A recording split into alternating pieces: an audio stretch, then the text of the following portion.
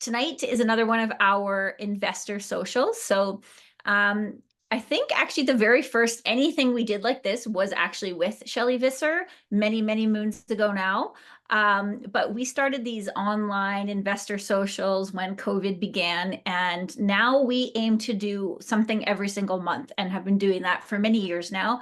And the point of these is to share as much as we can in terms of knowledge, what's going on in the market, but also kind of key strategies and people who are doing great things in the industry that we want to highlight. And so that's really what we are focused on tonight. But I think the very first kind of thing on our YouTube channel, anything like this, was with Shelley, and we were talking about private lending and that kind of thing. So it's been, there's been a lot of years since then, and Shelley is here tonight to talk to us about flipping. As realtors, we talk to a lot of investors who want to get into flipping, or they're curious, and we all love the whole, HGTV thing for sure. But that is where people tend to also make mistakes. And so what we wanted to do with, this evening is to look at the flipping strategy, gain from Shelley's knowledge, and also the time of year could be beneficial to look at this strategy if you do want to do a project through the winter months. The market is slow right now, guys, so you could get out there and do some negotiating and find some opportunities that might make sense. So with that, we're going to turn it over to my good friend Shelley Visser here, and we're going to get started. Awesome. Thank you. Well, you know what? You've just said a few things in the presentation. So there we are. We're done. Great job. Just kidding. My assistant Miranda is actually helping me out. I was just telling the ladies I'm having some computer challenges. So I'm going to get Miranda to pull up the slides, and she's going to click through and keep us on track. Occasionally, I might have to say, we'll go back or whatever, because we didn't practice this. We did not practice this. So I'll just get right into it. There'll be some parts where I'd love to see some interaction in the chat. However, basically, I'm going to run through the whole presentation, and then at the end, we'll answer all the questions. I won't stop throughout. Otherwise, I know myself, I'll go off on tangents, which will take us way off topic. So please put any questions in the chat, and we will come back to them. So we'll start with the very beginning with it. So right now, this is the first house. So I'm actually standing outside, staring at these front steps. I'm holding the keys to my very first flip property. It's actually in August. The sun is shining down on me. The warmth feels so good. The smell of those lilac bushes is incredible. And I'm hearing 4 doors up, the kids at the daycare playing outside. And you know what? It just feels like an amazing new venture is about to begin. I had actually worked with a realtor who said she worked with investors and knew what I needed. And I had helped design my very first home that I built. I even managed a lot of apartment buildings. So I felt pretty confident that a simple house renovation would be easy. And as Natasha said, we even have HGTV. It says we can completely renovate a house in under an hour, and that includes commercials. So at this point, I didn't know what I didn't know, and I felt invincible. As I walked up the stairs to the front door, I put the key into the lock, I turned it, and I opened the door. And then all of a sudden, the weight of what I had done fell on me. All of a sudden, I started thinking, oh my gosh, all these questions I didn't think of before. Where do I start? What happens if I make a mistake or something goes wrong? Am I going to get taken advantage of by a contractor? What if I make some wrong decisions and I lose my money? Or worse yet, the house falls down. I actually thought I had enough knowledge to take the next step, but it quickly became clear that I didn't know enough. And unbeknownst to me, 2 weeks later, the entire world housing market crashed. This was back in 2007, 2008. Yeah, that kind of hit hard. So, but I thought, well, how bad can it really be? Everyone needs a house. So I just knuckled down and got to work, because that's what we do. Now, as the years go by, I'd like to say that I did keep copious notes that all my flips were completed very quickly and I made a lot of money. Mm, not so much. But outwards, everyone was seeing me as that renovator, as that flipper. But inside my head, I knew I wasn't quite as efficient as I could be.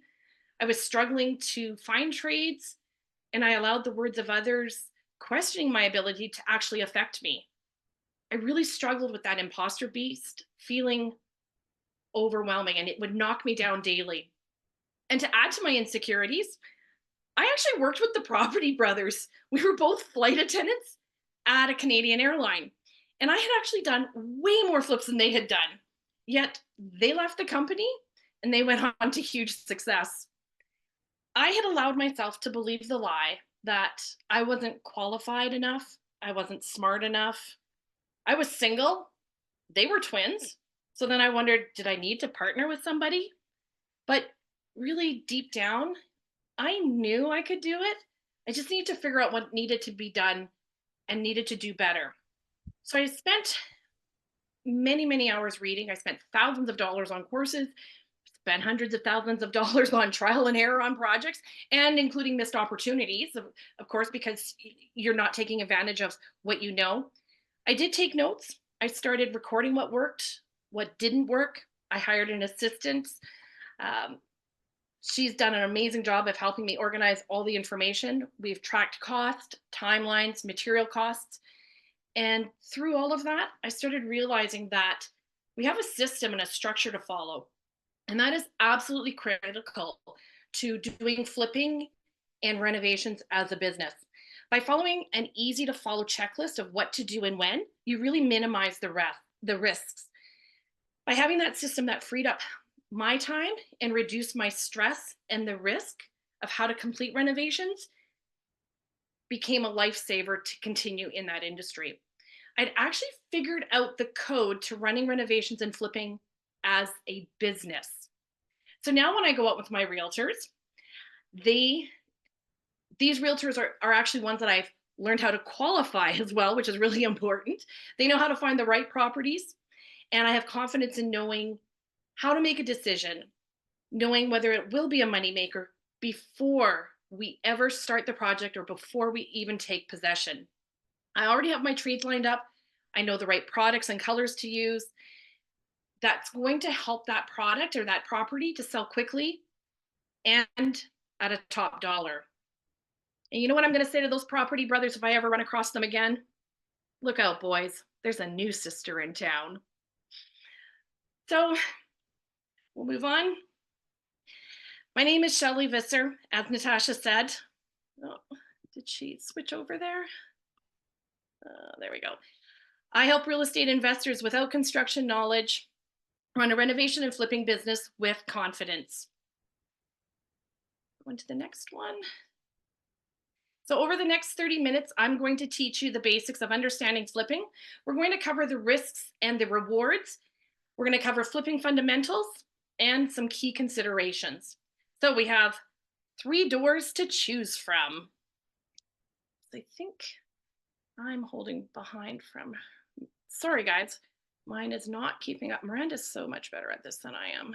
This is why you hire tech experts and people who are far better than me. Okay, so let's go into risks and rewards. So starting with risks, because it's always good to get the negative out of the way. So the first risk would be losing money. You can't sell the property quick enough. And in that case, then you have to continue paying the loan or the mortgage, all of those costs, any holding costs that you might have for private money, utilities, taxes, all of that. And on top of it, you might miss the timing in the market to sell. And that can cost you everything. The next risk would be your hidden costs, like property taxes, insurance, utilities, repair costs, holding costs, any unforeseen problems that do come up. And that includes this. This is actually a property that we had. This is our Foothills project. We had a roof that we were told was going to be $35,000 to fix. And once we got into it and realized that there was not only 4 layers of asphalt on it. It was a flat roof. There was no grade. And because there was no grade, the owner had actually dug a hole in the middle of the roof to drain all the water in the wintertime so the roof wouldn't collapse. Um, so we ended up having to take off all of the roof, having to have it re-engineered, redrawn out. That $35,000 roof became a $150,000 bill. And so these are the types of things that can come up that if you are not prepared for, can literally wipe you out. So another risk, bad contractors. Those are the good ones, aren't they? Don't we love bad contractors? So this is actually a recent project. This is our Acadia project. Yeah, you're seeing two holes for toilet stacks because where the white part is, that's where they installed the toilet and did all the plumbing at first. They didn't read any of the drawings. We had to rip it out. We've had to have the plumbing redone. We had to have floor work done, drywall done. I am naming out Pete the plumber. Don't use them. They have taken no ownership of any of this stuff. There's a whole other issue. But your contractors can do a lot of, they can make mistakes. And if they're not going to own it, it can cost you. And they wouldn't come back for over a month, which meant that we missed the prime time for selling this property. And the difference between when we could have sold it to when we did sell it cost us almost $100,000 in change in market. So again, just strictly based on that contractor who wouldn't come back to fix their mistakes. So those are, again, two different projects that can really have quite a impact on your budget. All right, what is next? We have market crash. So some risks literally sometimes cannot be foreseen or planned for. Most can kind of be partially predicted, but if you're in the middle of a large rental, like some of my luxury rentals are, they take quite a while. You can have a market crash happen. And this is something you really need to be very careful of and keep a watch of keep a watch on the economics in the market and where things are going so that you can adjust and adapt with your project during that time. Another high risk would be market fluctuations. They can absolutely impact your profitability. So it's essential to really carefully assess your market conditions. The most profitable time to sell is in a strong seller's market because you're going to have that high demand and limited inventory, as we know. So that increases your chances of selling the property quickly and at a higher price. And like Natasha said, lots of times, especially when it comes to renovations and flipping, the best time to buy is in fall, renovate over the winter, sell in the spring. Or if you're maybe an Ontario person, at the bottom of a market crash, or I like to wait till it's just starting to rise to make sure you're not at a false bottom. So those are some risks that you can have with the market. Now, a risk that's not often talked about is stress. And stress can be very hard on us, and renovations can be extremely stressful, and it is a very time-consuming business. Renovations can always take longer than expected. Nothing ever works out exactly as planned. You're going to make mistakes. Deliveries are not going to happen, or they're going to be wrong. As we've run into today, we have a gas stove that we needed the tops for, and we've waited over a month, and they have today sent us the entire bottom pan. So now we're going to have to go back and reorder. So things are going to happen. You're going to miss deadlines. The nice thing is, the more experience you have, the less likely the stress will bother you. But experience only comes with experience. So that's where it's at. One of the risks that rarely talked about when it comes to renovations and flipping is rental market and how that impacts it. So if we start to go into a lower buying market and rental starts to increase, that actually is hard for renovators to flip their products. There's nobody buying. And people may not be buying because interest rates have gone up. The pricing has priced them out of the market. So the inventory has reduced itself. So when you see actually a large increase in the rental market, that's actually a challenge for renovators and flippers. Affordability does continue to be a problem for some time. And as long as it does, the demand for homes to buy will be reduced. So this means that as a house flipper, you're going to have a harder time generating a profit in some of these areas because you will have to reduce your sale price in order to move that product. Another risk will be skills and expertise. So successful house flipping as a business requires a combination of real estate knowledge, renovation skills, project management abilities, and a keen eye for observing or for identifying opportunities. So you really want to assess your expertise, consider taking courses, partnering with professionals. This can all help any investor to become more successful. All right. So let's go into the rewards. This is the fun part. Rewards as a side hustle. Flipping can actually be a very lucrative side hustle. It doesn't necessarily require that you do it as a full-time job.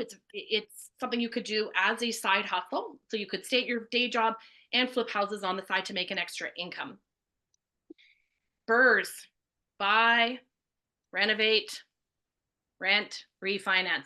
If you're limited in your funds in getting into the market, doing a BRRRR is a great way to get into the as a real estate investor. And once you're done that renovation, to be able to pull out a lot of your money. If done correctly, you can pull out not only all of your renovation funds, but you could even potentially pull out your down payment funds and be into that project for next to nothing, and then rinse and repeat that so that you can grow your investment portfolio. So BRRRRs are a really fantastic way to increase your portfolio. There is a really great opportunity for big profits. You can make anywhere between $40,000 and $70,000, depending on the market in which you're doing business in. In some of the luxury projects, you can actually make even far more than that. You can also make far more than that if you're doing commercial or industrial flipping and renovations. So if you're buying small blends of commercial, residential, or commercial spaces, those can be very rewarding for you. As well, if you can flip in 90 days or less, there's a really great opportunity to make a larger amount of profit just because your holding costs are quite reduced. And as a good flipper running it as a proper business, it is easy to make 20 to 28% profit margins on a consistent basis. It's not unreasonable to expect to make that kind of money. Again, that doesn't usually start off on your first ones. It has come with experience and how have you structured it as a business.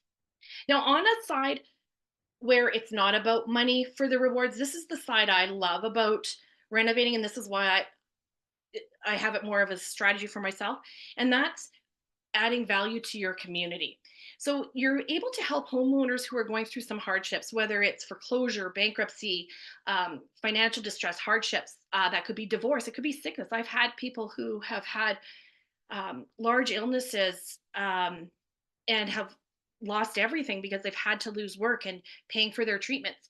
And I've been able to go in, and they were not able to maintain their properties, and go in and be able to help them so that they are not having their credit ruined forever, and giving them some dignity and grace.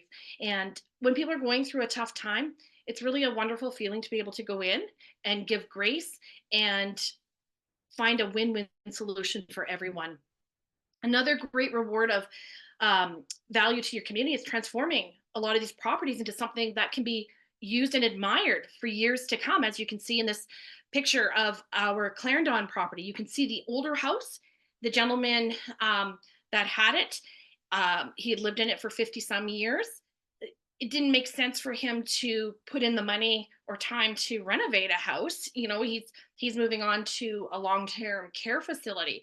So that house is starting to decay with time. It needed a lot of work done. And so by going in and doing a full renovation on it, we were able to bring a lot of value to that community and that neighborhood. And that's really great because you take that ugly house and you improve the neighborhood, and that feels really great. The neighbors actually love seeing that happen. Another great reward of becoming a renovator and a flipper is economically how you're helping employ in the local industry. And there's all kinds of professionals, your contractors, your suppliers, your real estate agents, your lenders, your attorneys, your land titles, your cleaners, all of them are benefiting from you becoming a renovator flipper because you are spending money and putting them to work. So it's really a great feeling to know that you are making a difference in your own local community. We also help to increase property values. And, this is sometimes people don't like hearing this because your local property taxes will go up. But that's good because you're increasing the neighborhood wealth. That property tax is used in the revenues for your schools, your police, your fire services, your upgrades of well, in Calgary, our water services and our roads. And I think if we take a step back and look at it and go, who wants to be in a neighborhood that's declining? We all want to be in that nice neighborhood. And so by increasing that neighborhood wealth, that's a good thing. It's also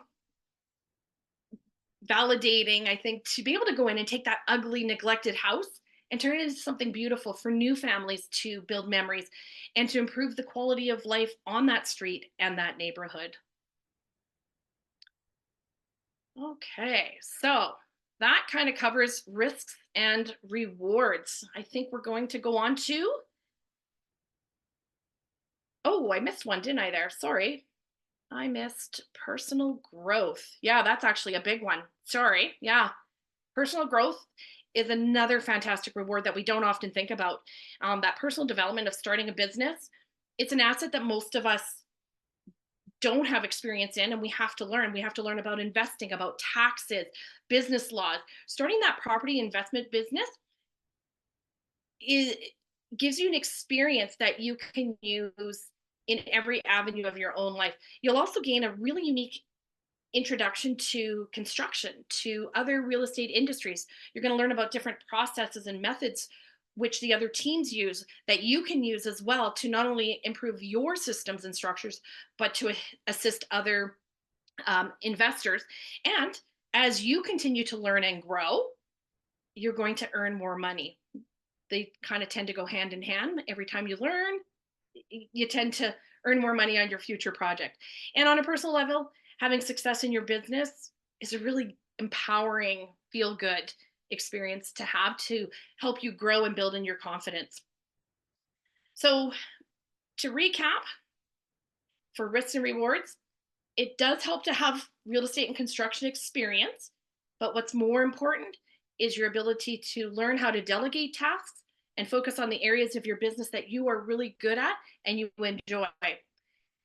The trick, though, is to mitigating the challenges and not lose money, but conduct thorough research on your local real estate market, making careful decisions on where to purchase property, which upgrades to do, and to ensure that you do your careful diligence on each property.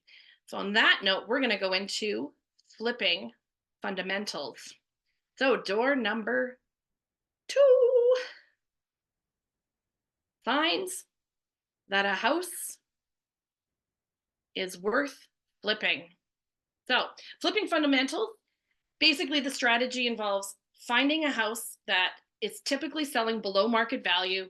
You're making some necessary repairs, and then you're selling it for a profit. That's the whole idea of flipping. It's very basic. So that means that the most important decision, like we always say in every aspect of real estate, then is the initial house purchase. So the objective is to get a quick profit on the difference between your purchase price and your sale price. So there's some do's and don'ts for you when you're looking at flipping houses. And some of these do's and don'ts that we're going to cover can actually be really deal breakers. It's really important to remember that flipping should be treated as a business. So the more savvy you are and the more strategic approaches you make, the better the decisions you will have, the better results you'll have, and the lower your risk will be. So let's take a look into whether that house is worth flipping. So our first sign that a house is worth flipping, is it priced below market value? So a house that's well priced for your purposes is the first kind of house you should consider flipping. The aim is to make a profit, so the lower you price that you pay, obviously the better.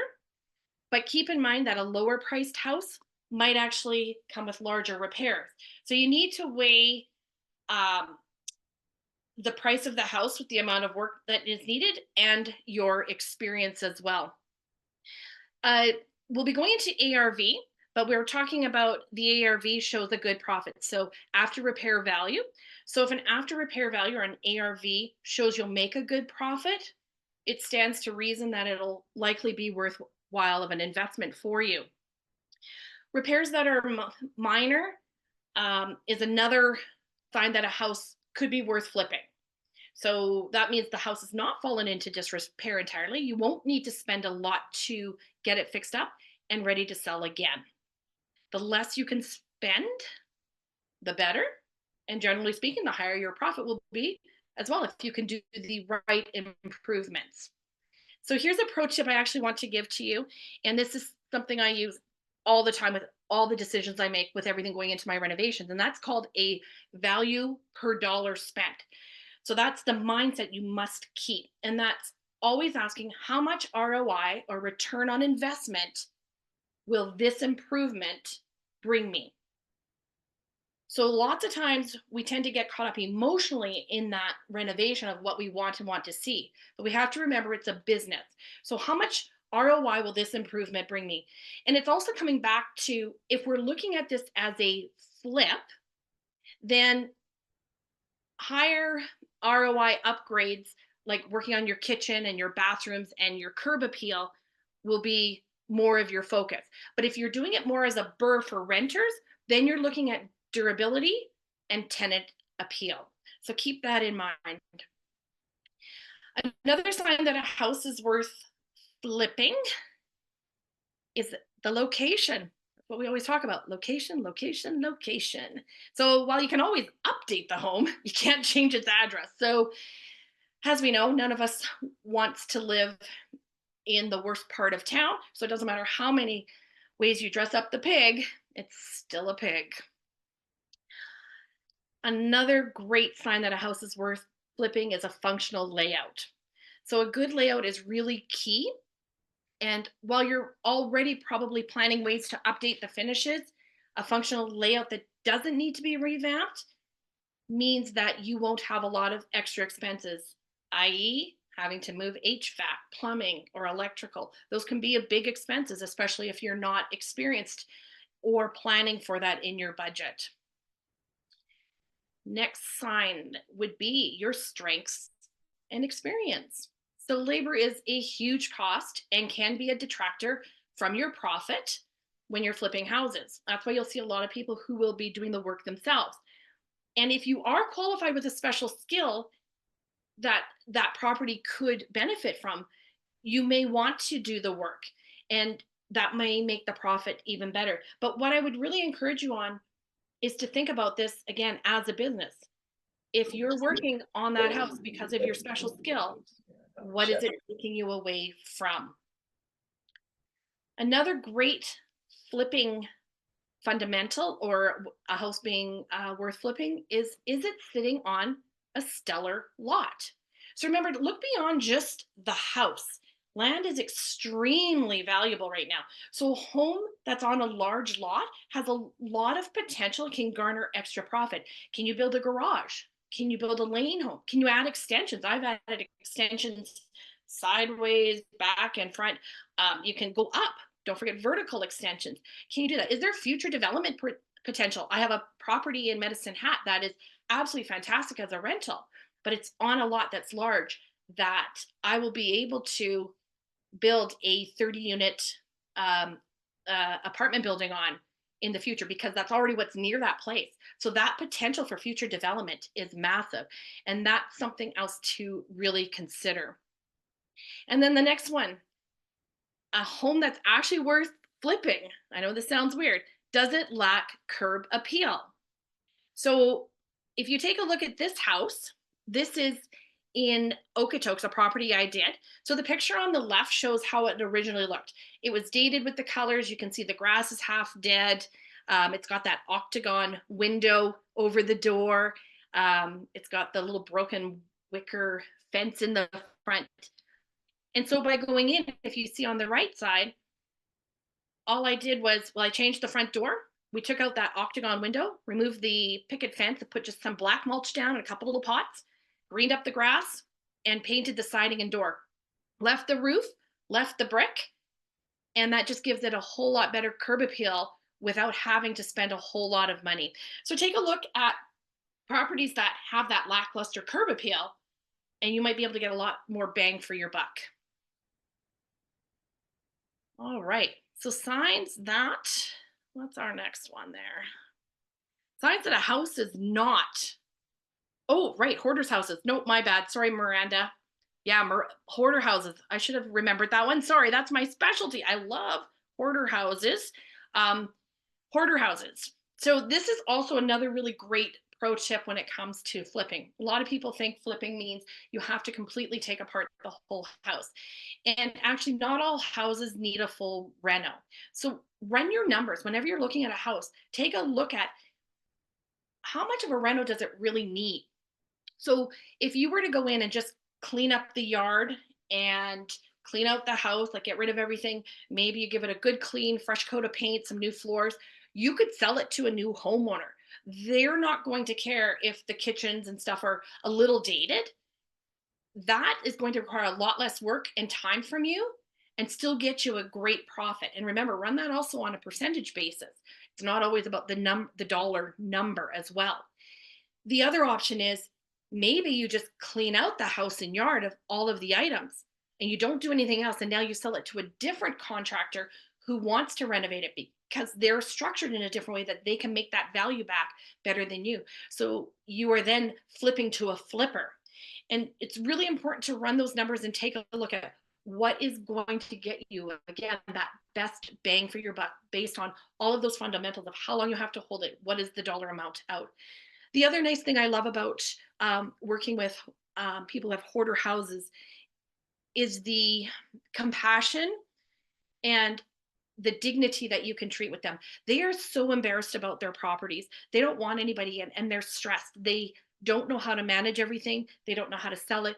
And by talking with them and dealing with them, you can create a beautiful win-win situation and help relieve their stress by taking all of that off of their plate so that they can move on to a better situation so that they can become healthier.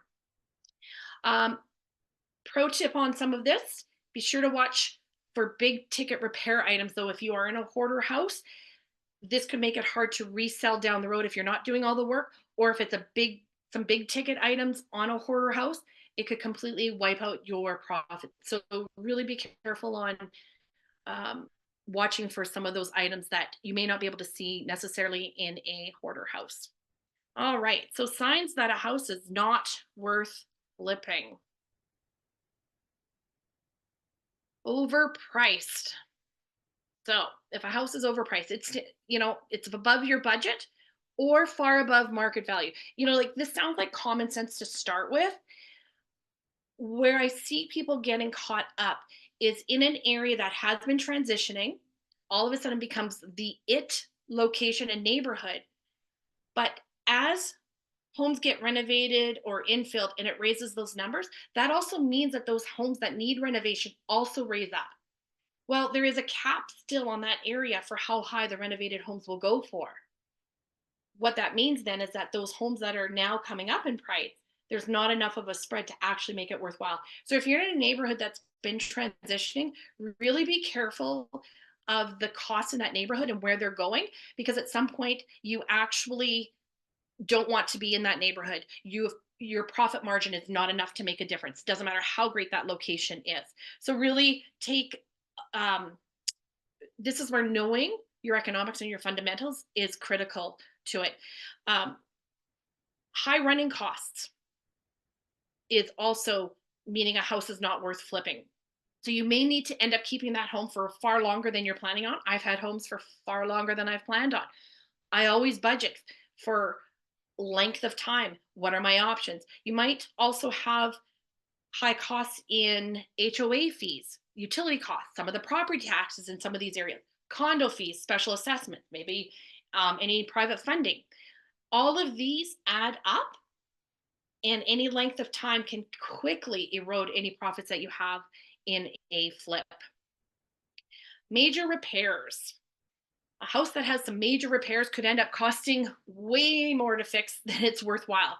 So if you come across major repairs right at the beginning, such as damaged roofs or foundations, you may want to move on to another house, especially if this is some of your first stuff. To be honest, a roof for me is not a big deal. Foundations, it will depend. I've dealt with foundation issues. It all depends on what the issue is with the foundation. I've walked away from many, many projects because of foundation problems. Those are, those can quickly, exponentially grow into the money pit. So be very careful about that. Again, run your numbers and look at your experience. Make sure, if you're not sure of something, multiple estimates. Talk to many people, and if it's something that's, if there's a lot of work and it's well out of your experience, I always suggest starting with something smaller first. Small, less to lose. A lot of great experience to go along the way. But if you start with a big project, because of that, shiny object syndrome, oh, look at all the money you could make. It actually means look at all the money you could lose. So it goes kind of hand in hand. So be very careful on that. Another sign that it's not worth flipping, not in the budget. So strong budgeting and healthy returns on investment are essential to success when getting into flipping houses. While you may be able to envision this beautiful transformation, remember HGTV, the magazine, this isn't emotional. It's not your house. It's a business. And this is why it's so critical. So many people out there flip homes, and so many people lose so much money because they're not treating it as a business. And you really have to look at it as a business. This is not personal. This is not an ego trip. Okay, sorry, I'll stop. I get on my rants. So it's just, I really care that you protect yourself. And so really know, what does that house require? Where is it?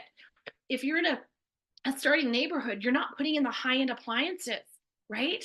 So really know what it's there, because you'll never get that return on investment of what you spent, like going back to what we talked about earlier. The next sign that a house is not worth flipping is if it takes too much time.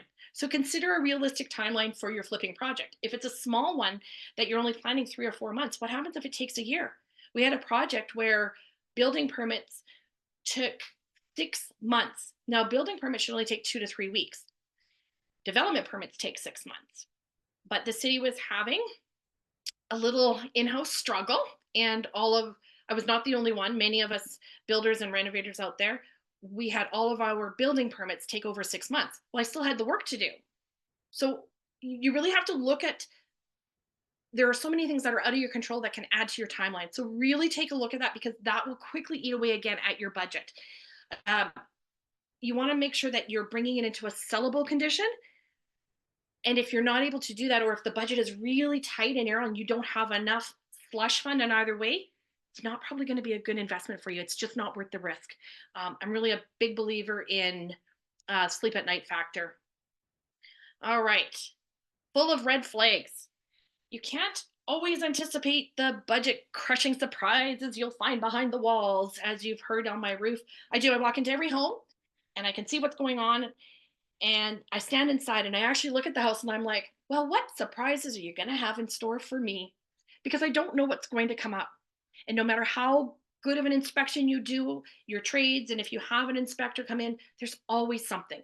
But if you notice a ton of red flags to start with, you might want to say no, because there could be other major underlying problems that you don't even notice. So don't ignore them. Avoid it, especially if you're new into flipping, because even seasoned investors will get into trouble. That'll happen. So really watch for those plumbing issues, mold, or structural damage. Mold and plumbing issues can be easier to rectify. I actually had pipes burst in a winter. So then I suddenly had an indoor swimming pool feature in that home. I had to remove it. It wasn't allowed to be permanent, but it's still, they can happen. And how do you deal with that? How do you deal with the mold? Structural damage, that can be a big one. Same with grow up homes. I will not deal with a grow up home. That's a whole special field in renovation. So really watch for those red flags. You don't want to be stuck with somebody else's problem. All right, the next one would be no room for storage. This is a big one. I find a lot of people are building all these beautiful places, but they're forgetting storage. And so when you have somebody buying a house, it tends to be the woman who is going to be looking for storage. Is there enough storage in the kitchen, in the bedrooms, in the bathrooms? Where are they going to put all their stuff? The bigger the house, the more storage space you need. So find really great ways that you can create storage. Don't forget to go vertical. So these are in a couple of houses that we've done. This is the primary bathroom on the left-hand side. It was a very tiny bathroom. Like literally the toilet is right in front of those counters, and there's not a lot of storage. And we also didn't have a lot of storage in the primary bedroom because of the way the house was structured. And so we used that vertical space on the countertop to create storage spaces with all the shelving. And all of a sudden, what could be a negative in the house, you have dealt with. You've taken away that negative look. If there's no room for closets, do build ins. I love doing build in um, closets in my primary bedrooms. In my luxury homes, I tend to do them also in my second and third bedrooms, which isn't heard of as much. We've also taken closet doors, where closet doors tend to be on the inside of the framing. Well, it's hard to access all of the closet space. And especially in some of these smaller homes or their smaller bedrooms, those closet spaces are already tight. We actually take doors, cut them in half, and create like a barn door style on the outside. So it opens up like a bifold, but it's on the outside of the door, and it gives somebody the full space of that closet door or that closet by removing the door from the inside.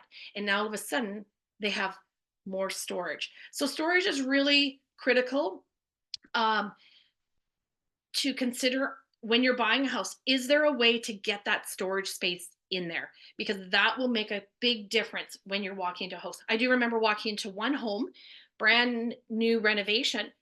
We literally had no places to put coats and boots. Oh, So when I was talking to the realtor about it, they said, "Oh, we just expect that everyone will have to walk around to the back and come into the back door through the mud room." Well, that's not really practical if kids are coming home from school or you have company. So those are a turnoff. And we don't always think of these things. So it's really important to think of the storage space. And then our next one, this is the fun one, it doesn't fit in. So this is important. Now, I know you guys may all be laughing at this house. This is a real house. This is a house in Saddle Ridge. Thank goodness it's at the other end of the block, because my house in Saddle Ridge at the time, this was all the hail damage at the time, um, they chose to make it the Halloween house. And it is that bright. So the house next door to it is probably lost. I mean, Natasha and Andrea can tell me more, but I'm going to say at least probably $20,000 in value just because it's beside it. And the opportunity to be able to sell that house will be so incredibly difficult. So does your house fit into the neighborhood, or is there a house that is a detriment to it? Because that is a house that is going to be a problem for sure. I am very thankful that my house was at the other end of the block, not next to this. So that's important to take a look at, is the neighbors' houses, or how is your design going? I know I couldn't believe it when I drove by and saw that. I was stunned as well. So, but it really fits into the presentation. That's for sure.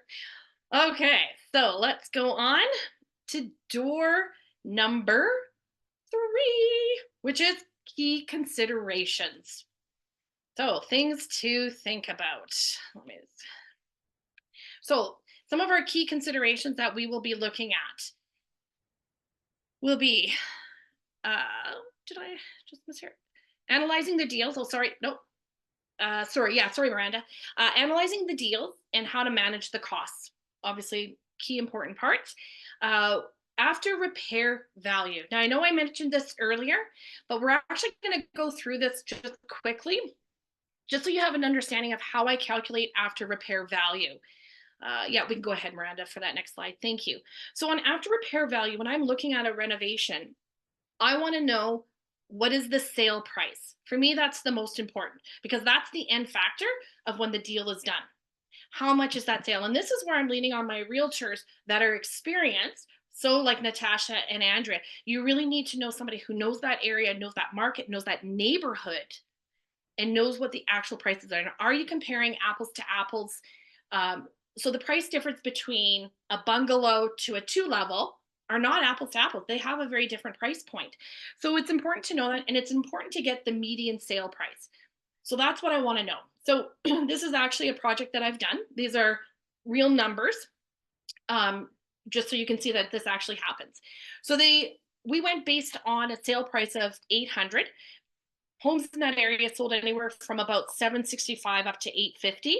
So taking a look at where the house was, the square footage, what we had, all of that, we went, yeah, we're comfortable at about 800,000.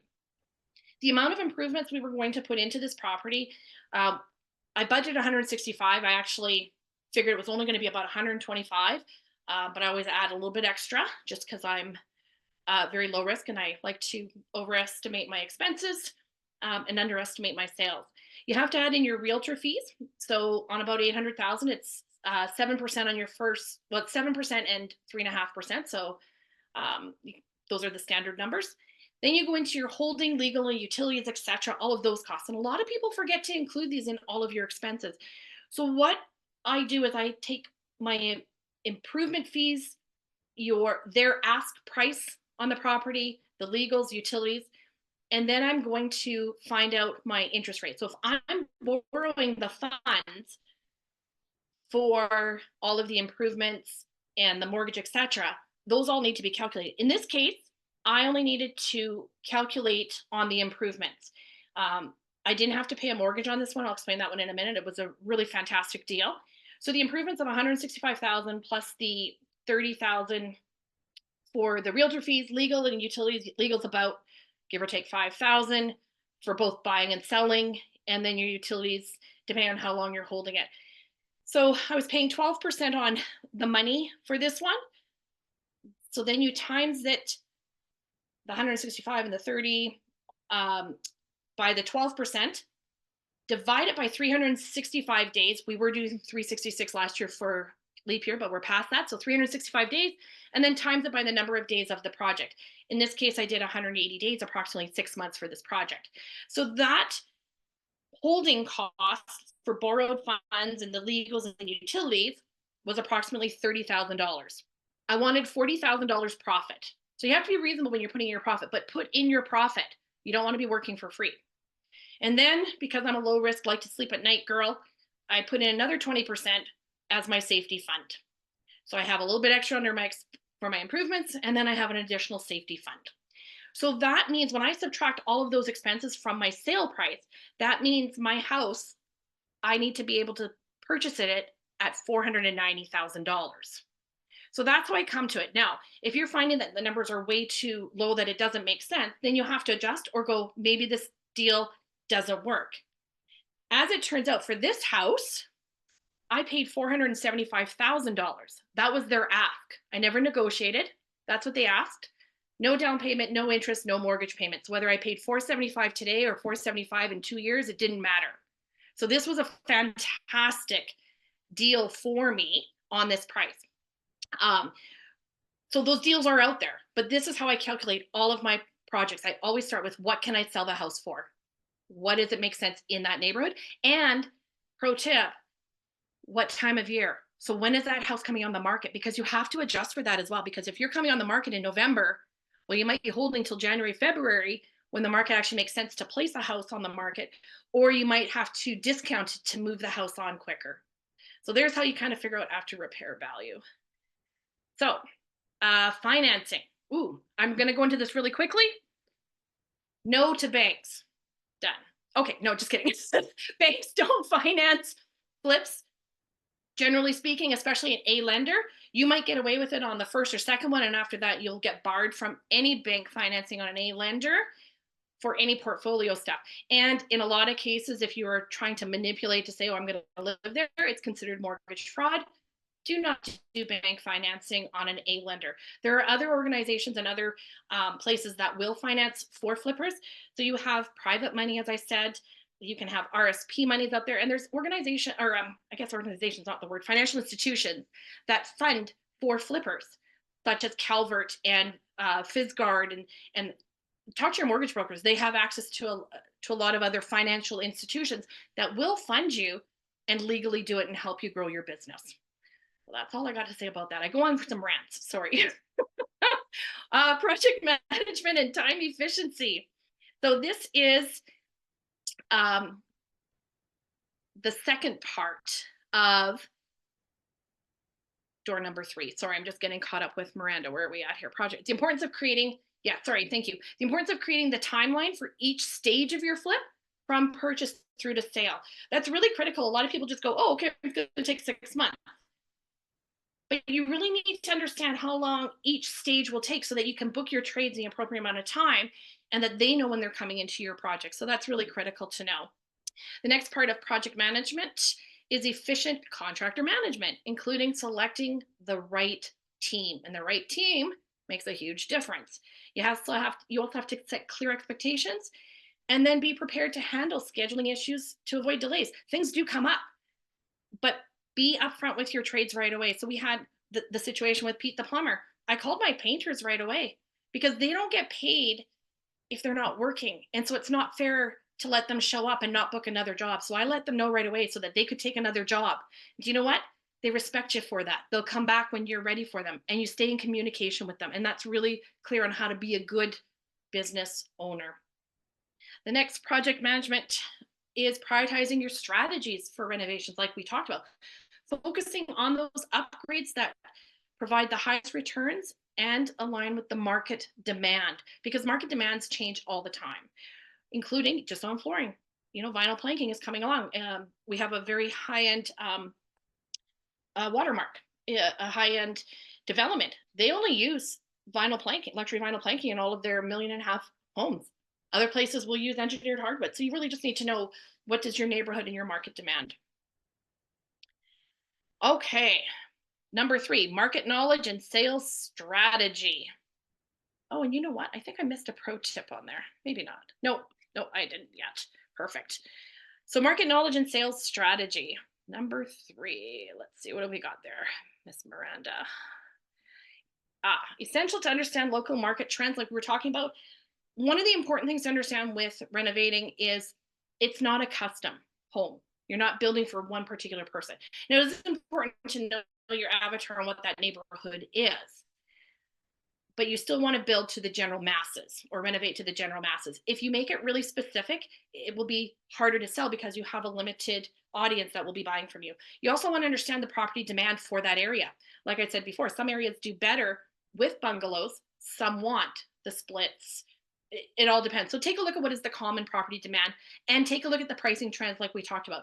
A really big key here, though, is to know the real estate cycle of that neighborhood. I know we talk about real estate cycle, nationally, and then locally, provincially, but even every area will have that real estate cycle. So know where you are, because maybe that neighborhood's not good for flipping, but the next street over could be. So it's really important to know that.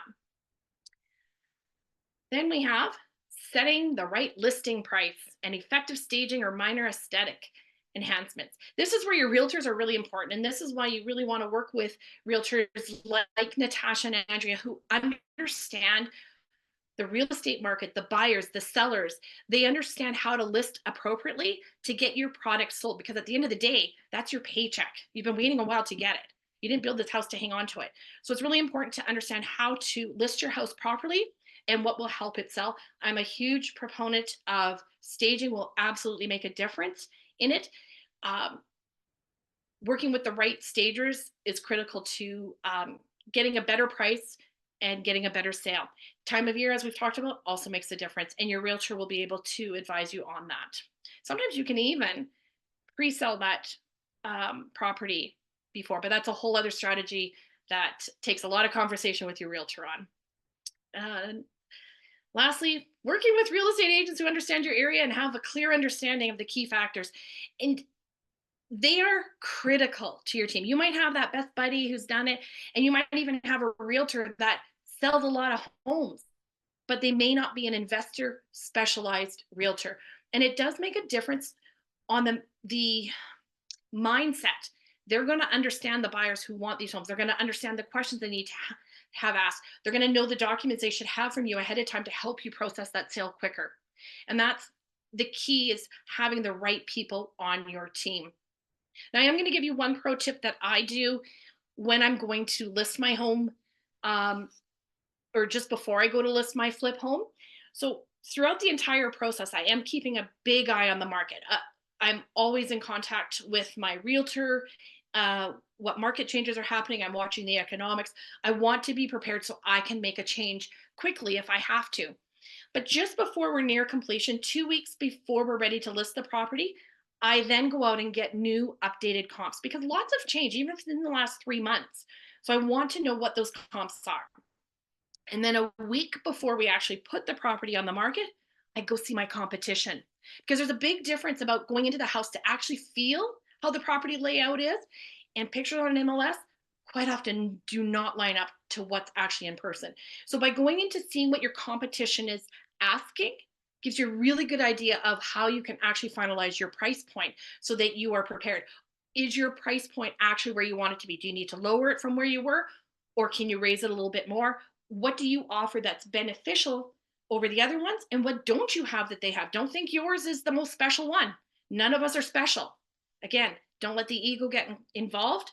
Don't get all caught up in the emotions. This is a business. So, whew, that's pretty easy, right? That's a lot of information. And now all you got to do, find a house, increase your value, sell it for a profit. It's so easy to do a renovation flip, isn't it? I mean, I made it look easy, didn't I? But that's the thing, is in theory it's really easy. It really is just those three little basics. But there's a lot to it. And flipping houses is not easy. And there's no simple one size fits all for any of these houses. But if you do learn the fundamentals, if you surround yourself with the right people who are really dedicated and take massive action, then this business can help you really achieve your dreams. So this brings us into what I'll be talking about next. And that's a common question I get quite often. And it's, Shelley, can you help me figure out how to flip houses? And I always say, yes, but you're going to learn how to flip it as a business. I do work with people all the time and I talk to people all the time, just like you. And so today I'm blessed to be able to give this opportunity to each one of you. And I'm so grateful for Natasha and Andrea supporting me in this. And I have an opportunity for you today to be one of the founding members of my new Flipping to Financial Freedom program. So it is a 2-day virtual workshop that will be covering all the aspects from pre-purchase to post-sale. It is a step-by-step program with opportunities to go through real life offerings. We'll be covering assessing the property, pre, post-purchase, all throughout it, how to prioritize your renovations, budgeting and financial planning, building and managing your team, renovation project management, design choices for resale value, quality control and finalizing your renovations, marketing and selling the property. And as always, I love this part, the lessons learned and continuous improvement. Now in this, we are including 4 bonuses because this is the founding members special. And so I'm very excited to offer this. Our first bonus is the renovation planning checklists. And you can imagine how many checklists we have on every single step and subcategories, and you will receive that as a bonus. You'll also receive the 10 questions to ask your realtors to assess their experience and expertise. You want to ensure that you have the right realtor from an investor's perspective, and that makes a big difference. Also talking about the 20 key fundamentals for conducting your CMA. Now, Realtor will give you a CMA, that market analysis, but this is going to help you to go into far more detail of some of those fundamentals. And so working with your realtor, you'll be able to ensure, is this the right project and property to do a flip? And then as well, of course, contractors. 11 questions to ask those contractors to know who is best for your team and minimize your risk. Bonus number 2 is a one-on-one session with one of my team members. We're going to help you set up your entire back-end organizational systems. It's exactly what's set up for me, what we use. Everything is there so that you are fully organized on every step, how to track everything, including payments to your trades and when's your next payment, building permits, all of that. The entire organizational system is done for you. Our third bonus, because nobody should be left alone. Well, at least I know I shouldn't be left alone, but providing 2 30-minute coaching calls to help you on your first project. And you get to choose when you want to implement them. Is it before you buy the project? Is it in the middle of the project? You get to choose when you need that assistance. You have those 2 30-minute calls to help you out. And then finally, our fourth bonus as a founding member with us in this program, you'll be joining an exclusive community with other renovators just like you. And you'll have that special recognition that you are a founding member. And in time, as those other courses go through, you will be considered an expert in that group. And that'll be beneficial to your own recognition and experience, helping to provide potentially some really great partners and friends. I have gained a lot of great friends in this community. So the 2-day workshop is $4,995. All of those checklists and questionnaires, so the renovation checklist, the 10 questions for realtors, the 20 fundamentals for a CME, and the 11 questions to ask contractors. It's kind of hard to put a price, at least $450. By not hiring the wrong contractor, literally can save you tens of thousands of dollars. In my case, on that one project, $100,000 just to Pete the plumber. 2 30-minute coaching calls is $500. The setup organization of the entire back-end system for you is $1,200, just to make your life super simple and easy, and have it all scheduled for you. And being part of the exclusive community of other flippers, minimum $500. You never know what that networking will do for you. And of course, a founding member designation, that's priceless. Honestly, you can't put a price on those connections that you do make. So the entire value for this new financial flipping foundational course is $7,645. However, don't worry, you don't need to pay $10,000 for it. I'm not doing that.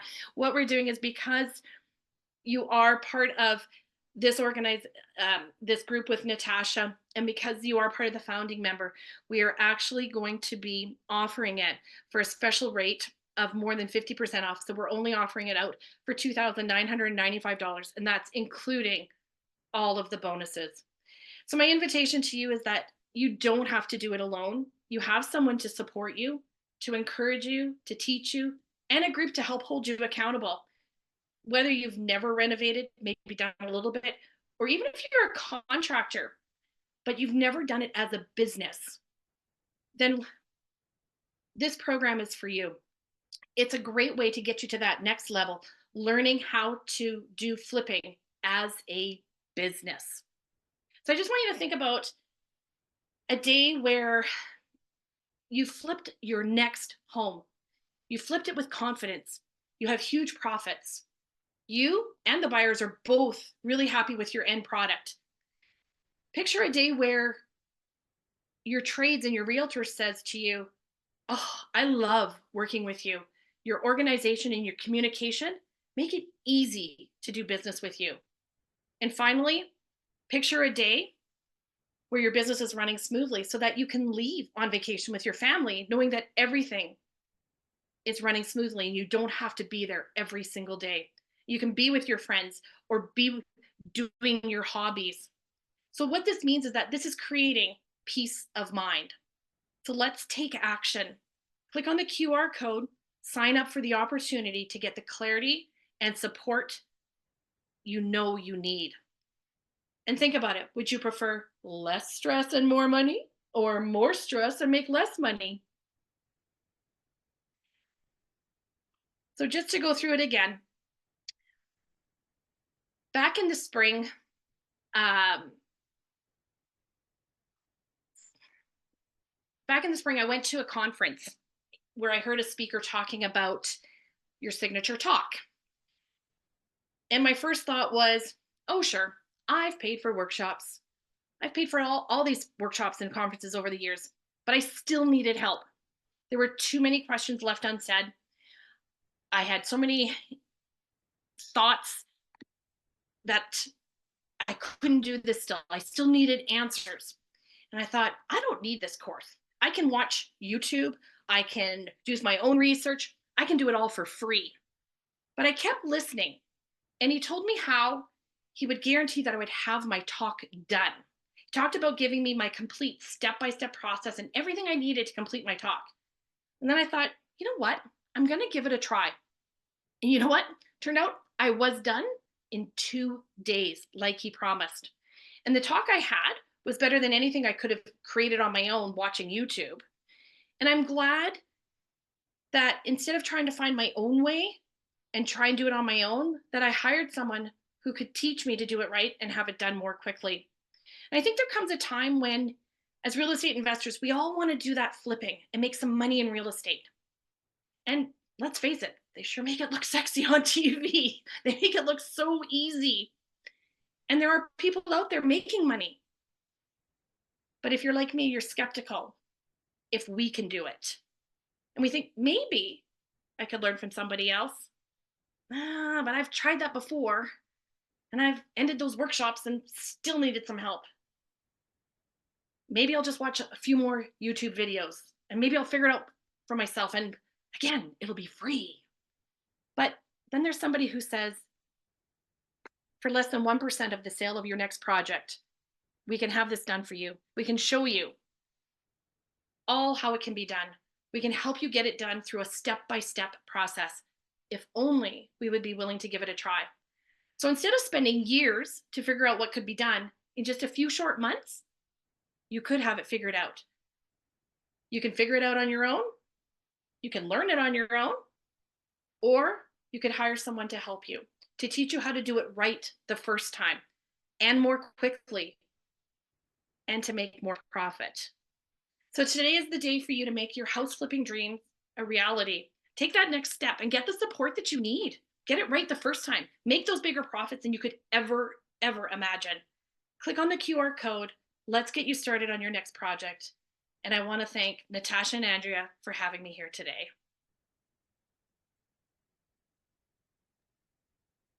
Awesome. Thank you so much, Shelley. That was great. There were so many good comments. Like, thanks so much. That was such good info.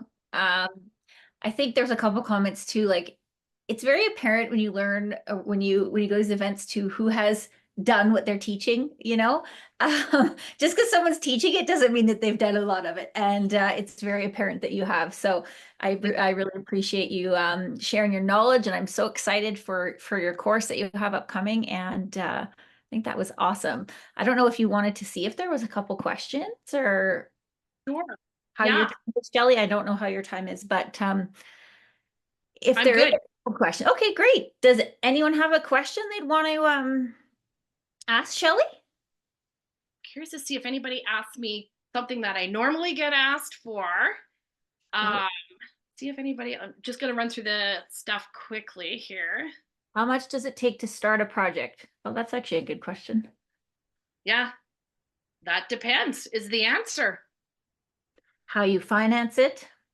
How you find out how much renovations it takes, what is the work it's going. Even if you're just doing a hoarder house where you're just clearing it out, you have to think, how many bins do you need to Mm, uh, rent, right? And you're yeah. going to need the larger bins potentially. Like one of the properties we had that was a townhouse, it was a hoarder house. We went through, I think it was 7 Wow. 22 length bins. And I Yeah. had them all lined up, like literally it was going all day. And we were just, I had 15 people come in and help me load out the house. Right. And so again, that's about being organized and understanding, because time is money. So even if you're looking at just very basics, like the bins alone, I think I budgeted something like $7,000 or $8,000 just for the bins, just to clear out the house with the laborers and all of that. So, you're going to have to definitely look at. Lots of. It's hard to say. I mean, like, it all really depends. I think even one of my cheapest ones years ago was like $20,000 or $30,000. Mhm. But Well, and depends how you acquire it too, like, because you have correct. your potential down payment, and depending how you're financing that. Now, there is some really cool like financing programs that will help, that will finance on your after repair value, which potentially means you don't need the full 20% down payment like you might traditionally. But yeah, I mean, the scope of the renovation obviously is substantial. Couple Yeah, things here. They ask, do you get most of your properties on or off market? both. I've Both. actually purchased properties that were listed and I paid their list price because the numbers make sense. And this is Mhm. one of the things I don't like about a lot of these conferences is, oh, get it for the bottom dollar. You know, you Yeah. take every cent from them. I don't believe in that. And that's why I get a lot of the deals that others won't, because I talk to my sellers as people, as humans, with respect. And if their numbers make sense and I'm still making money, why would I not give them their dollar price? Yeah. Right? Not about digging to the very bottom. And I've had great experiences with that. And then I've also had where then a lot of times they'll carry the financing on that property for me as I well. was about to say too, yeah, Right. like there might be a benefit, right? When you grind people for every last penny and then you want something, like forget it. Right. They are not going to help you. So love Absolutely. that.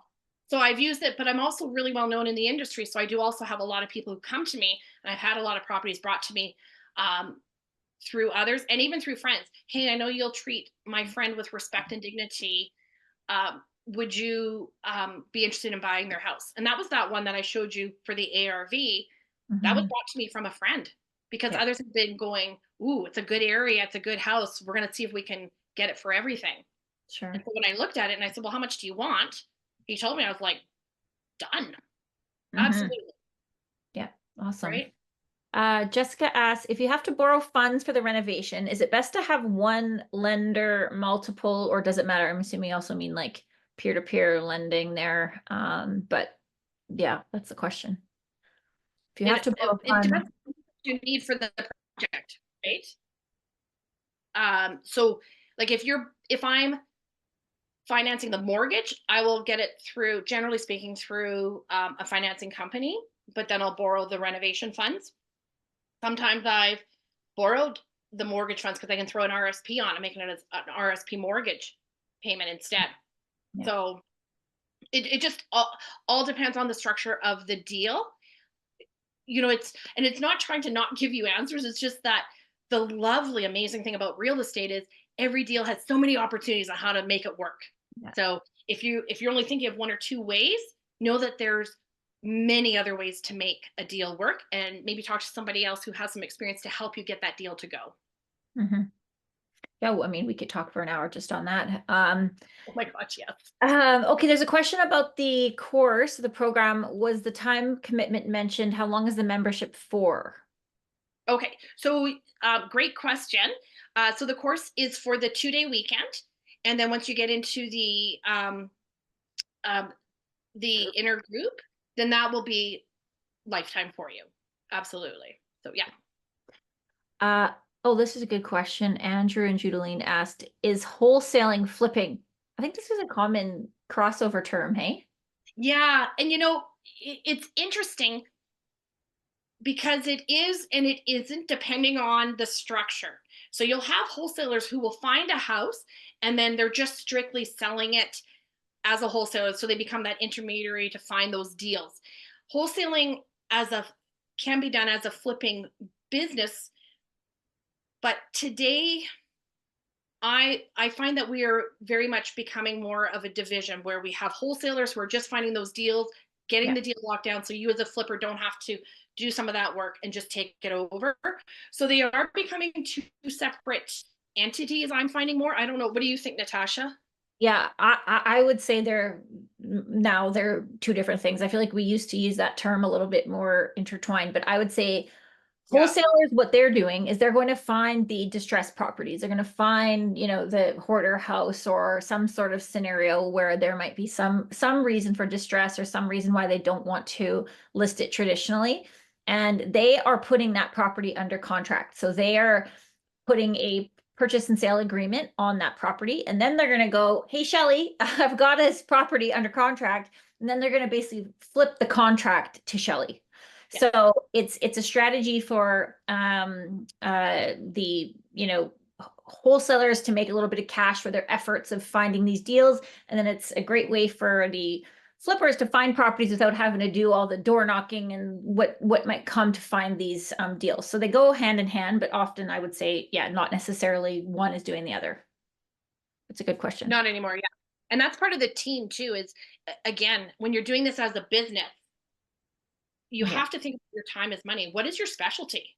Right. So I have realtors like you guys and other realtors who know that I do this that bring me the deals. That's their actual, I use realtors for everything. I use a realtor for buying and selling or a wholesaler. Absolutely. I'm not doing that work. I want to Mhm. focus on what I'm good at to make money. And then it goes back to my community. Where am I bringing Yeah. econo- economics to others and allowing them to do their work? Because if you're having to do every role, you can only do one house at a Yeah. time and potentially only one house a year. That's not a business. That's a side hustle.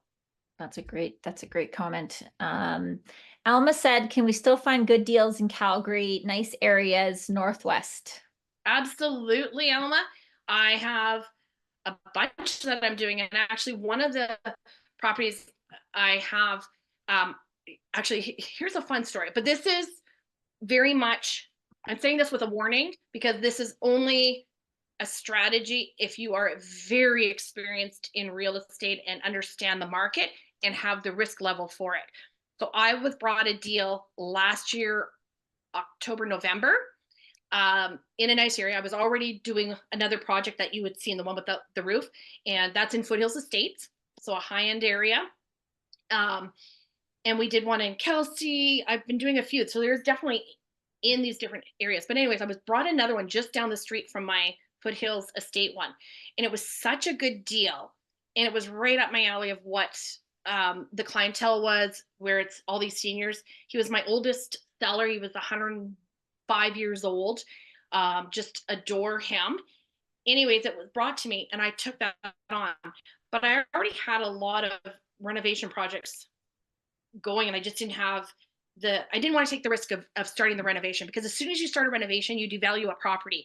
And if you run out of funds, you can't sell that property. And it's very few people who can buy it, because as soon as it becomes uninhabitable, very few people can get a qualification.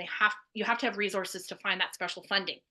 Mm. Because I knew the market in that neighborhood, I was comfortable letting it sit, even though I'm having to pay money on it.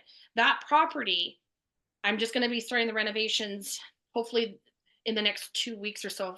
I've just got to get a few design issues finished off. But that property has already gained almost uh, almost $200,000 just sitting. And all I did was clear out the house, get rid of the rotting deck, and clear out the rotting trees and stuff like that. So I could turn around and sell it because it's still habitable and still make money, even with carrying it with the holding costs. Now, I do not recommend that to anybody. It's a high risk strategy if you don't know what you're doing, and you have to be very aware of the market. Mhm. But in that neighborhood, there is a ton of renovations going on, and that whole market is growing like crazy. And so, yes, all mine, that's kind of taking a short story to a long story, but there are definitely nice areas that you can absolutely find deals in. And we have a lot of older people that have been in their homes for a long time in some of these great neighborhoods that are looking to move on. And so you can find these properties, but I don't recommend, without experience, starting with a high end house to start with, because of the risks and the amount of work involved. Please start with something smaller.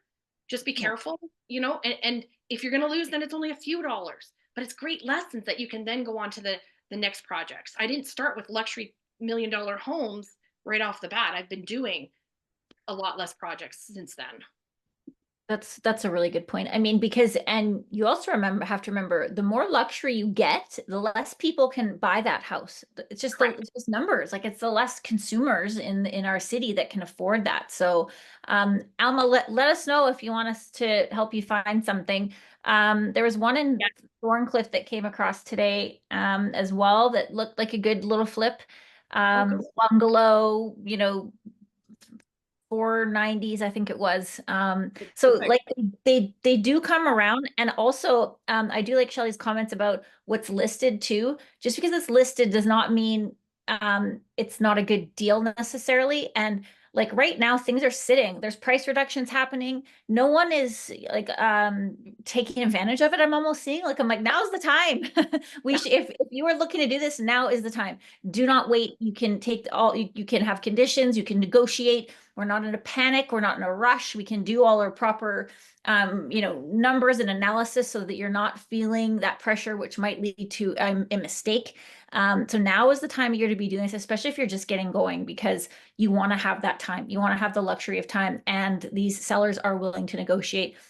Like I'm seeing price reductions of things only on the market 10, 15 days. So that means people are thinking they were going to get one thing and now they're not, but that they're in a hurry. So maybe they've bought something else or whatever has happened. So now is definitely the time to shop if you do need our help. So let us know. This is a good question. Townhouses and condos starting as a smaller flip. What do you think, Shelley? You know what? Again, every answer is complicated. Yeah. Absolutely, they can be good. Thanks. However, the caveat is you really have to know the condo building. You have to really watch those condo documents. I'm not a fan of individual condo ones because that condo board has a lot of power and control. Be sure you read those condo docs well, um, especially when it comes to renovations, because I had run across a couple of condos in Calgary where they only allowed you to approach the board twice a year to get approvals for renovations. Well, Mm. that's not going to work if you're trying to flip. If you have to wait 4 or 5 months just to get the approval and then you start the process, what do you do in the meantime? Plus, you really want to be careful on what special assessments are coming up because you may be stuck with those costs, or it's a building that is falling into disrepair that isn't going to be sellable. So I do know people that have made great money in condo flips. There's some really awesome opportunities, but you also have to be, I think you really have to go in with a little bit special care.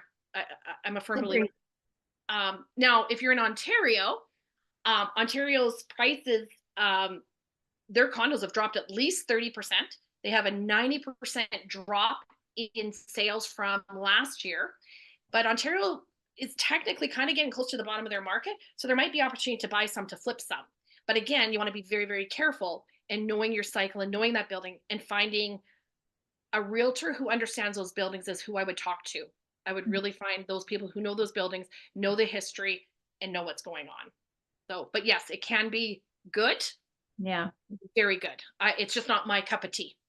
For Calgary, I would definitely go townhouse over like apartment style condominium. Like it's just a pain to try to renovate up and down an elevator, and you got to book things and no one's ever on time, and like you're constantly dealing. You'll be just it just be so much easier if you can walk straight into your unit just from a like technical management standpoint. Like those But big also, yellow yeah, trolley things that you have to put in with your bins and cover. yeah. It's Huge pain. And people will complain and they'll watch you like a hawk. So it's just all those eyeballs are not fun. Townhouses or semi-detached properties too, like a bit yeah, lower price point, not quite so expensive. Semi-detached, you have no condo fees, but you're still maybe in a bit more affordable price point, which is great because that's what the market also needs too. So that's where I would start if we want to kind of start small. absolutely. And those semi-detached are great because people feel like they're getting into more of a home when they Yeah. can't quite afford the next level home. So yeah, great point, Natasha. Do you look for a minimum 3 bedroom plus on a reno, or can a 2 bedroom fly? Again, it depends, but yeah. Depends. Yeah. Like if it's an apartment, that's a very different ball game than my Mm. properties. If it's a house, it's going to be minimum 3 bedroom and depends on the area. So usually, especially with the luxuries, I'm doing minimum 5 bedrooms. Or if doesn't have 5 bedrooms, I'm making it have 5 bedrooms plus. Right. Yeah. Yeah. Good questions, Awesome. Cass, and thanks for joining. I appreciate that. Good questions. Did I miss one? Yeah. Best So one thing I presentation. haven't heard from anybody that I get usually asked a lot about, and I deliberately left it out because I wanted to see if somebody was going to bring it up. Nobody's talked about the tax implications. Monique Come on, guys. didn't put her hand up. So yeah, so that is a big part, That's and why, yeah, nobody asked. So I just right? kept quiet. How can I continue business, Monique? But taxes are really important to look at because you're running this as a business, and so it's considered income tax. And a lot of people get that also mixed up with capital gains. If you're doing it as a flip, you're not paying the capital gains; you're paying it as income tax. So there's a difference there. And again, then you have to look at as you're running this as a business, are you then incorporating or not? And that's where you need to have those big conversations with your accountant, and you need to know what you're doing. because maybe it's not worth it to go into a corporation, because maybe you're only doing 1 or 2 a year and it doesn't make sense. But maybe you're doing 1 or 2 a year, but based on everything else you have, it is critical that you do it through a corporation. So taxes are something you need to look at and make sure that you put aside and calculate that into your expenses. So on that one property where it's like, oh, I made $40,000 profit, you got to think, ooh, but wait a minute, what are my business expenses outside of that property too? So I have an assistant that I pay for. You know, I have all my other expenses of running a business. How much taxes is well, that was really good English. The tax rate, how much am I putting away? Now I run it all through my corporation, so it's a little different. I'm at a different tax base, but before, when I was running it through as personal, again, I was at a different tax break again. Absolutely. If everyone does not know Monique Verlan, she is our investor-focused accountant that we support and love, and she's here tonight. So I think one of our next events should be Monique giving all of her tax tips and educating us in that space. So if you need anyone to help, please reach out to Monique. I was going to quote something Patrick Francie once said about taxes at like one of the in-person RAIN meetings. I remember people like standing up and getting so upset about obviously the tax we have to pay.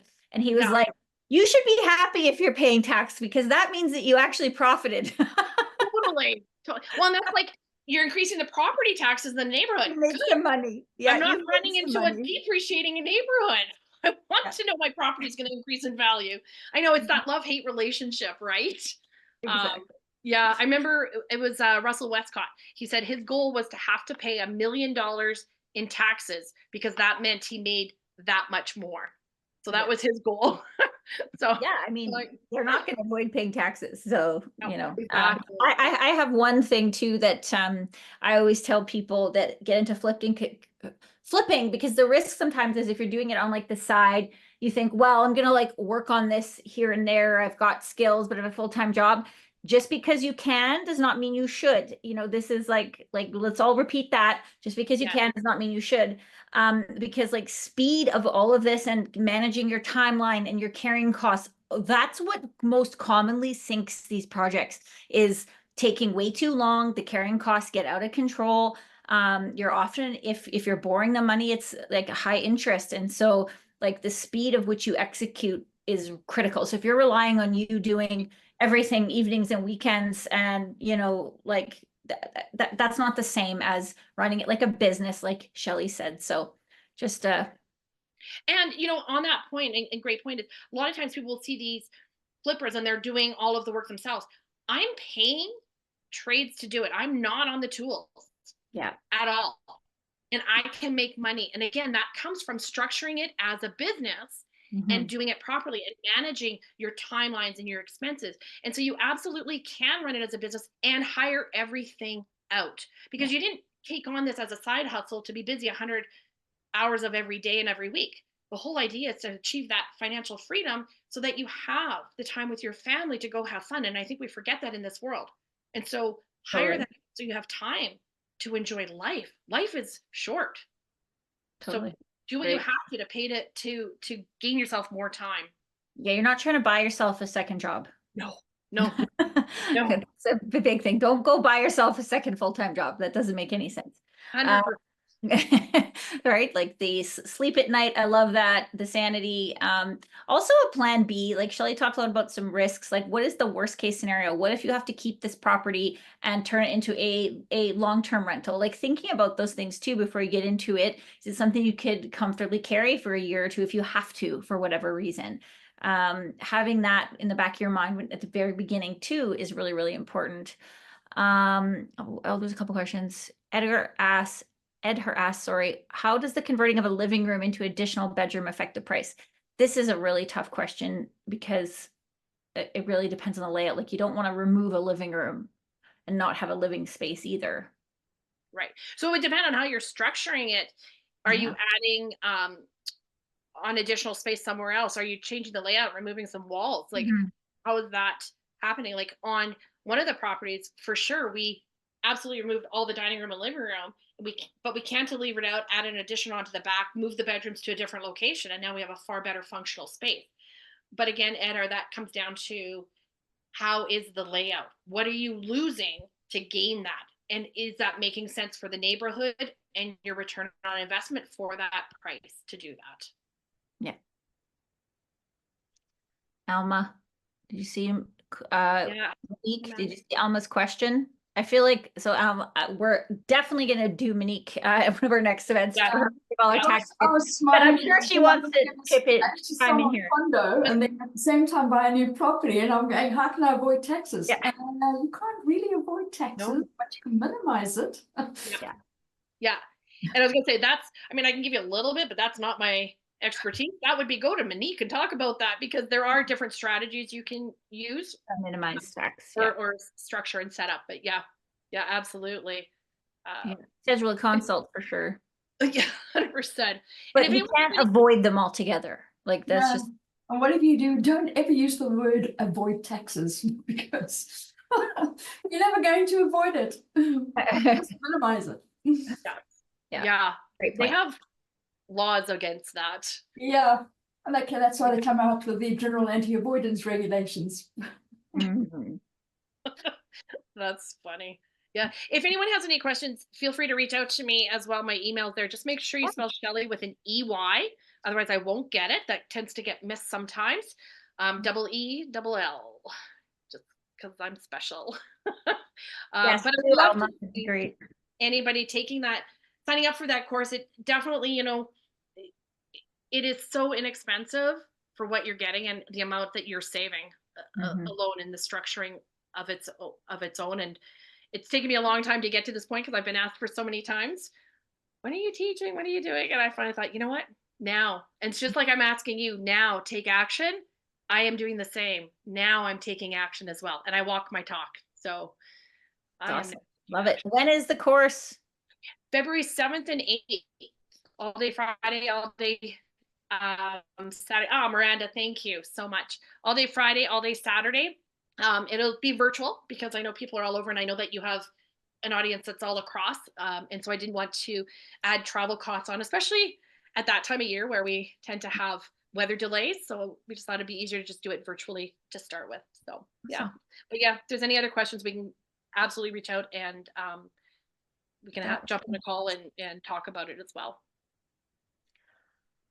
Well, that was amazing. Thank you, Shelley. Thanks for sharing all your wisdom with us. And thank you for putting this awesome course together. I hope you guys take advantage of it. If we can help at all, the Phipps Real Estate Group team here in Calgary with anything in Calgary and the surrounding areas, let us know. We want to help you. We're ready and able to help when you're ready with anything you need here. But I hope you guys enjoyed this evening. I think it was fantastic. And we just love doing these social evenings. So it was really great to see everyone. And thanks so much for how many cameras we're on. That was maybe a record, I think. Awesome. So, that's awesome. Way to go, Shelley. Thank you. And thank you guys for all listening and listening to some of my rants, because I'm really passionate about it. So Love it. thank you. Awesome. Thanks, everybody. Good one, Shelley. Good night.